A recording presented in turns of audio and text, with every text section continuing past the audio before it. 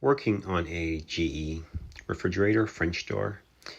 Temperature in refrigerator is high, around 50. So here's how to check your fan. Remove it, spin it. You can see the resistance. It's a bad fan. Replace it, check out a new fan, how it spins.